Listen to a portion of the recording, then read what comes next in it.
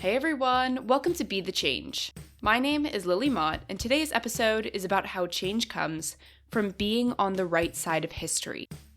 My guest this week is Beata Jonite, and she is a policy expert on gender-based violence and human trafficking based in Latvia.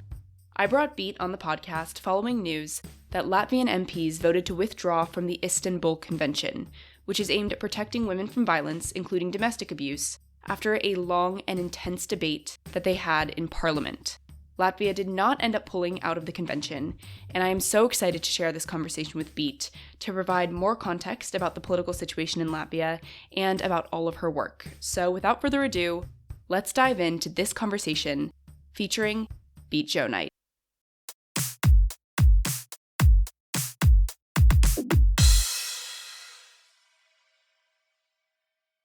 My name is Beata Jonite, and I work in the field of domestic violence and violence against women, as well as human trafficking. I've been doing specifically this work for the past 2.5 years, which it sounds like it's not that long, but it feels like forever because so much has changed and happened in these past 2.5 years.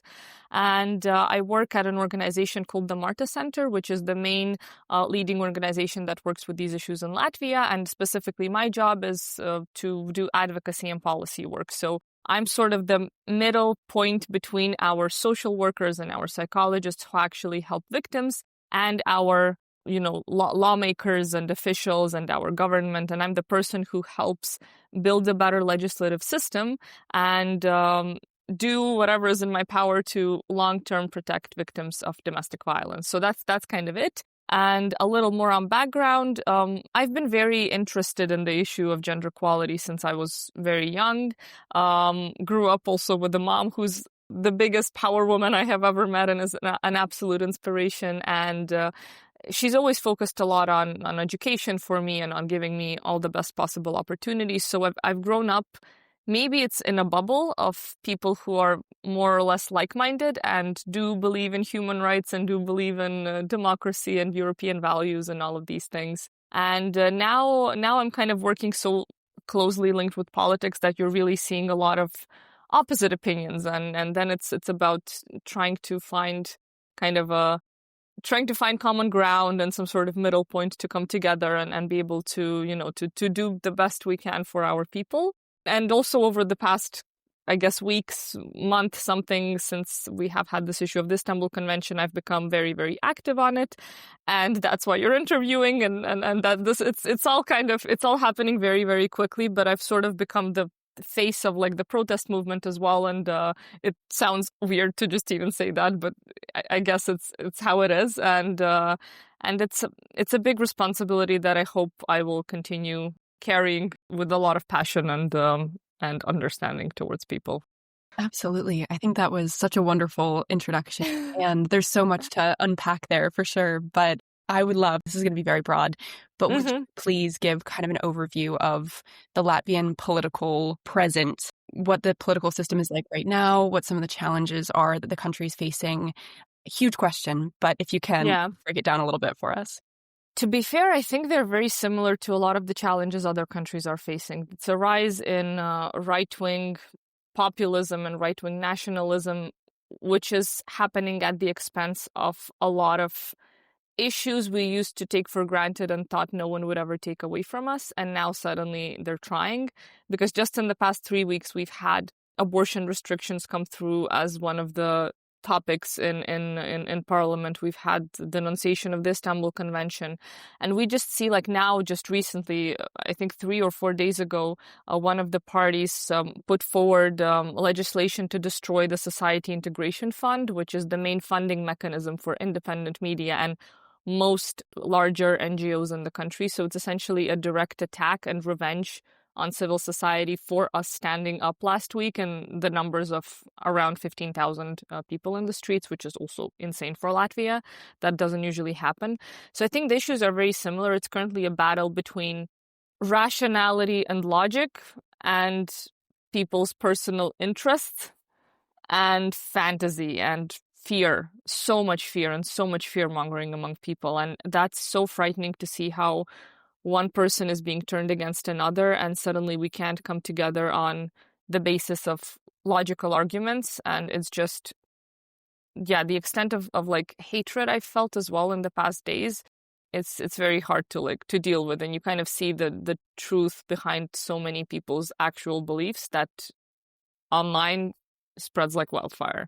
But I think the political climate at the moment is very divided in general, because even though I do believe, and we do see that in terms of numbers, more people are on the side of democracy and wanting to be in a country that is not shamed by our partners abroad for not respecting human rights and just, it's been horrible how we have also presented ourselves as a country through all of these decisions and these things happening. But I do believe that most of society does not want that, and we still have hope.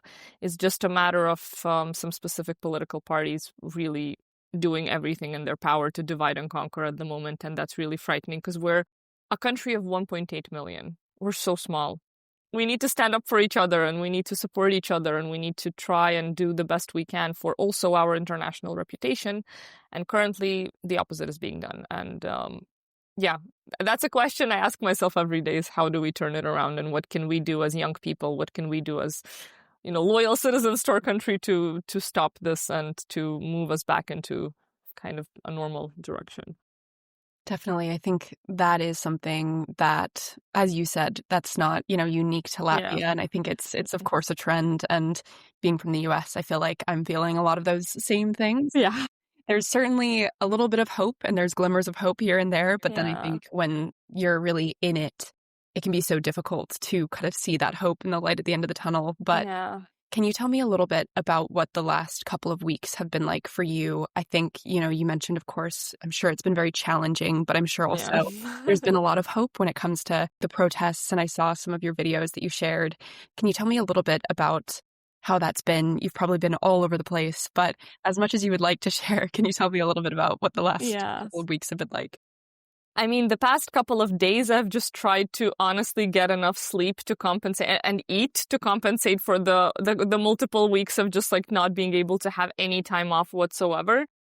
It's kind of both feelings, because one thing is you have that sort of sense of euphoria from achieving something so big as to getting Latvians, a very reserved nation, out in the streets in those numbers, and that's insane. And to feel that energy, and especially those protests, like when we were preparing for all of them, it was incredibly inspiring just seeing the extent of support and how we couldn't afford things like lighting and microphones and speakers but you need that when you're organizing something so big. And then it was so many people who were pitching in and donating for us to just have these things at a protest, because everyone was like on board. We had like brands creating like soap for us, and there was like some artists creating merch, and you're just seeing like everyone mobilize on all levels. And it just gave so much hope that there are people who do want our country to move in a direction and stay on the course of European values and support for women, and it was wonderful and absolutely amazing. And the emotions after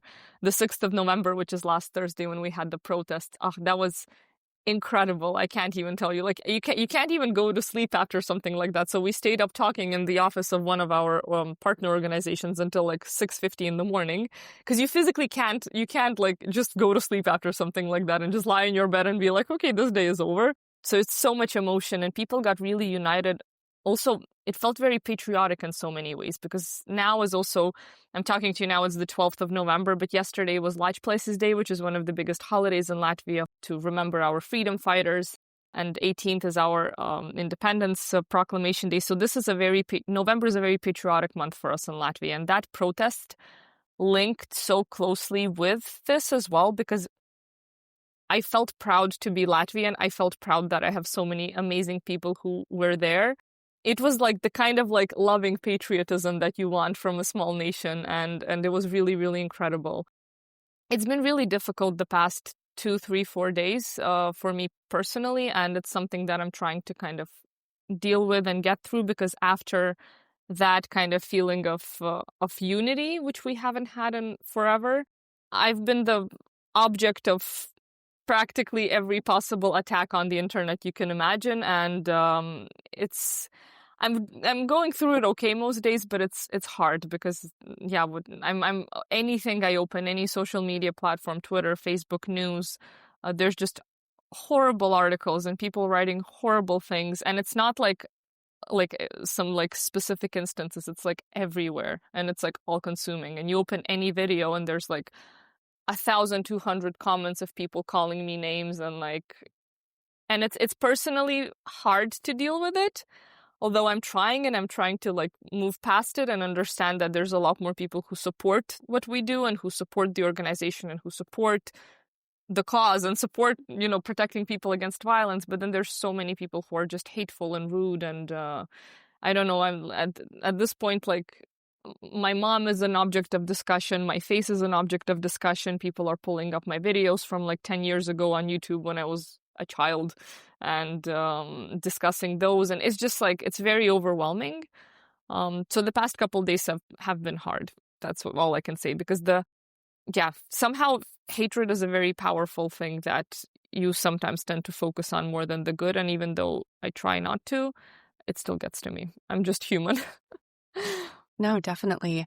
I think that leads well to my next question, which you're definitely working through a lot of this, and this does not have to be a final answer, but how are you dealing with some of the hate that you might be receiving, some of those comments? Is it taking a bit of a break from social media when you don't have to be on it? I know that obviously you do have to use it. That's a lot of your Yeah. That's a lot of the work that you do.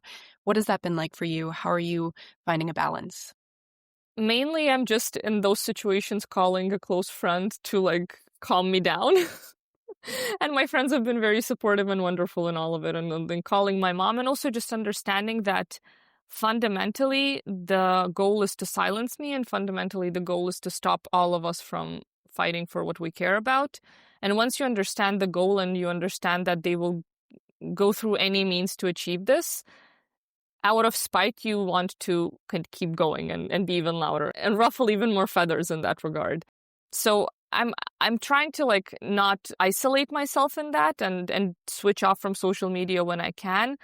But mostly it's also just like, it means that if there's so much hatred, to an extent where oftentimes it feels like they're actually paid for organized bot attacks. And I honestly wouldn't even be surprised about that. It's very, very possible and very likely in the current political climate and the current global, like, geopolitical climate.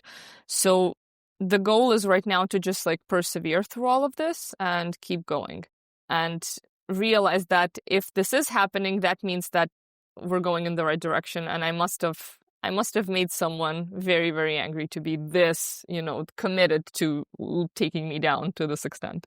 So yeah, I think that the most powerful thing we can do is to just stand up and, brush it off and continue. Because we still have also a year left until parliamentary elections, and this year is going to be really, really tough. All of these same parties and all of these same people who are bringing out these issues now, the next year there's going to be so many just absurd pieces of legislation that will be pushed through in parliament, and I think we will have many more chances to protest as well. So it's just important to stay, goal-oriented in all of this. That was actually going to be my next question, is what's next and what happens over the next year. But I think probably a lot, as you said. Yeah. It's just staying strong and keep doing what you're doing. It's as hard as it might be. I think somebody's got to do it. Also, like, our government is everything is super volatile right now. And also that's scary because when like that decision, which everyone in civil society is talking about right now, what I said about the Society Integration Fund, that's the lifeline for most NGOs to even be able to do any advocacy work. And that's a huge threat to democratic institutions and to democracy as a whole. And it's frightening because realistically, if that comes up to vote in parliament in the next couple of weeks, they do have enough votes because the party that proposed it is a coalition party. So it's just, there's so much like volatility and the fact that we also need to like get the state budget through for the next year and all of this. And it's hard to imagine how our like government and parliament are currently functioning, because it seems that with the political powers that are there right now, it's not very consistent. And so, yeah, we'll see. It's so we don't really know what's going to happen, and we're just going to have to like stay on the right side of history, I suppose. Yeah. Definitely. I think that's really all you can do and keep doing all of this work as hard as it might be. And like you said, I think you are ruffling enough feathers, which is a good thing. And you're on the right side of this. And that's what's important. So my last question for you is, what would you like to say to young people who might want to get involved in some of this work, but may not know how to get started with that? Is there any advice that you would like to share with those people who might be listening? I think getting involved in anything public especially takes a lot of courage. One of my biggest fears right now is also people seeing these attacks and seeing how personal they get, is how much this in itself might discourage people from wanting to follow in these footsteps, because it does take a personal toll. But when you believe in something, especially in a smaller country, but I think in any country, if you're active enough and persistent enough, you can achieve a lot. And I think what these past weeks have shown us is we have very directly impacted the highest politicians and highest government representatives we have to listen to us and to postpone these decisions, because also the convention, to give context, there was a vote that the president last week did not sign the law, because for us the parliament votes on something and then the president has to sign off on it for it to actually come into place. The president did not sign off on it. The president threw it back to parliament, and then the parliament delayed it for the next year to the next parliament. That is a direct effect of us, of every single person who was there, who was in a protest. So getting involved also doesn't mean to be the punching bag for everyone. I've not gladly, but taken on that role, and it's a role I'll continue playing. But you can also just be a member in different organizations. You can help with donations. You can help with voluntary work. For example, that big protest that we had, we needed 90 volunteers who would help look after the public order of everything, and there were 90 people in yellow vests, and the fact that even gathering those 90 people was a challenge. But if you can help in whatever way that the people who are doing the kind of front lines work need, that's already incredible. I also always highly encourage people to become members of political parties. I think it's such a taboo thing in Latvia, because we have so many different parties, but yet they are all fairly small compared to how they are in other countries. And I think it's important for people you don't have to run for anything, but once you're part of something, you feel a sense of responsibility over what is going on. So if you're a member of a certain party, you're also kind of bearing the weight of its decisions. So you start asking questions. You start asking questions to the politicians in your party. You start influencing things. And I think that's an important part of this civic activism on all fronts and all levels. But I think it's about staying informed, reading the news, caring for people, being empathetic, and that can already take you a long way. So there's so many ways that you can get involved and without doing the public thing, which is definitely not for everyone. And your mental health can collapse very quickly if you're not careful enough. But there's so many other ways. And if anything, then I hope that this has also inspired so many young people to participate and to vote. Because I think many think that, the situation is helpless and my vote doesn't change anything and my voice doesn't change anything. But I think, if anything, we've shown that it does. And my main mission until the next year is going to be to just keep these people active and to get as many young people, especially, to actually go out and vote, because we oftentimes are so divided as well in, who is more morally superior, and then you start canceling one another, and then there's this infighting starts, when in reality we should all be fighting against a much bigger, much more troubling beast in the room, which is populism. And the only way we can do that is if we actually participate and vote. So voting is already the biggest thing that anyone can do. That was a very long answer to this question. No, that was wonderful. There was so many ways to get involved there, which I so appreciate. My last question, I kind of lied, but how can people support you? How can people follow along with your work? What are the best ways for people to try to get involved and contribute to your cause, even if they aren't in Latvia, even if they're in other parts of the world? How can people support you? I mean, I think that it's very similar in most countries right now. The attack on women, the attack on women's rights, we're seeing the whole tradwife movement and everything. So I think it's generally supporting organizations wherever you locally are that do work with this, because there are many organizations and they're also currently under attack. Like we're seeing the Marta Center, and we help around 800 victims of violence every year. So it's a lot of women, and we are currently under attack for everything you could even imagine. So it's really hard for the employees in these organizations. So just signing up to volunteer, signing up if you see a vacancy and know someone who's a social worker, or you yourself have that education, or a therapist or something is coming and working and showing that enthusiasm by helping in a very direct way. Following along, supporting the content that we create. Like in my case, since most of my things are all on social media, then every nice comment, even if I don't respond to all of them, I read them. And when you have like 500 hate comments and then there's one nice one, it's really nice to have something nice to like read, and like it keeps your heart warm, and you're like, okay, the world doesn't hate me, it's fine. So yeah, just being supportive towards the people who do good work and who are trying. I think that's very, very important, and it keeps the whole system going, and it keeps it from collapsing. And donating to organizations, donating to shelters, to crisis shelters, to helplines, to because no one is swimming in extra funds, and I think that's highly, highly important. So, and talking about these topics, I think awareness is a very important thing. So raising awareness and being an activist, if not publicly, then with your own family, with your friends, raising these topics, raising these issues. Yeah, sometimes they're uncomfortable to talk about, but I think it's important to move past that discomfort to stay informed and keep others informed.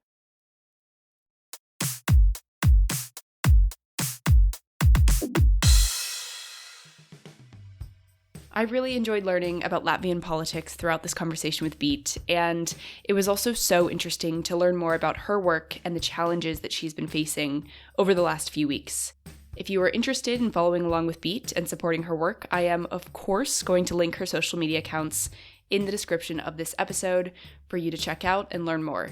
As you head off to check out Beat's accounts and to follow her, please remember that change comes from being on the right side of history.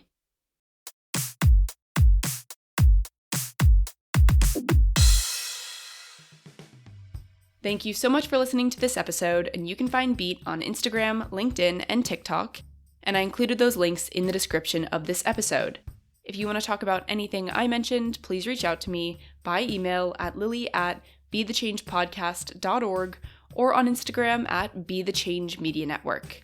I'm working on expanding Be The Change Media Network, which means bringing you more inspiring stories from amazing guests.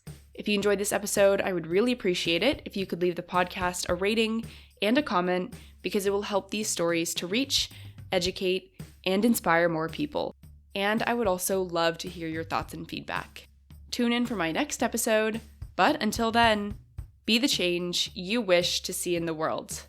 Bye, guys.